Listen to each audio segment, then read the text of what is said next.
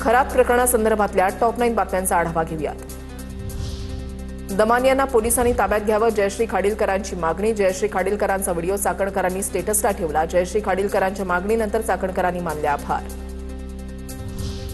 जेव्हा मी लढते तेव्हा माझ्याकडे अशी माहिती येते। जयश्री खाडीलकरांच्या वक्तव्यानंतर अंजली दमानियांची प्रतिक्रिया। तसंच सगळी माहिती एसआयटीकडे दिल्याची दमानियांची माहिती।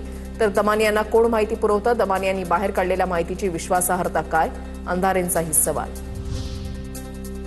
अंजली दमानिया रॉ प्रमुख नाही, खरात कोणत्या नेत्यांसोबत फोनवर बोलला ही माहिती दमानियांना मुख्यमंत्री कार्यालयामधून मिळाली असेल। संजय राऊतांचा आरोप, दमानियांना कुठून माहिती मिळाली याची चौकशी होणार। नवनाथ बन यांची प्रतिक्रिया।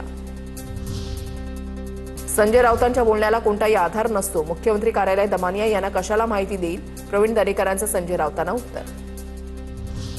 भोंदू खरातला महादेव आणि माता पार्वतीचा शाप लागला, खरातकडून हिंदू धर्माला गालबोट, तो जेलमध्ये सडेल, पुण्याच्या भाजप खासदार मेधा कुलकर्णींचं विधान। भोंदू खरात हवालाच्या माध्यमातून दुबई, ऑस्ट्रेलियासह 4-5 देशांमध्ये मनी लॉन्ड्रिंग करायचा, रोहित पवारांचा ट्विट करत आरोप। भ्रष्ट अधिकारी आणि नेत्यांचे हजारो कोटी पाठवल्याचाही दावा। खरात प्रकरणामध्ये एसआयटी मार्फत चौकशी सुरू, खरात प्रकरणामध्ये काही अधिकाऱ्यांचा समावेश असल्यास कारवाई करणार, मंत्री चंद्रशेखर बावनकुळेंची प्रतिक्रिया।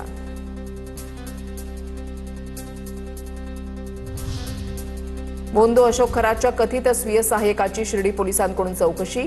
मिरगावमधील रमेश हिंगे हा व्यक्ती अशोक खरातचा पीए असल्याची चर्चा। हिंगेंकडून भोंदू खरातबाबत आणखी नवे खुलासे होण्याची शक्यता।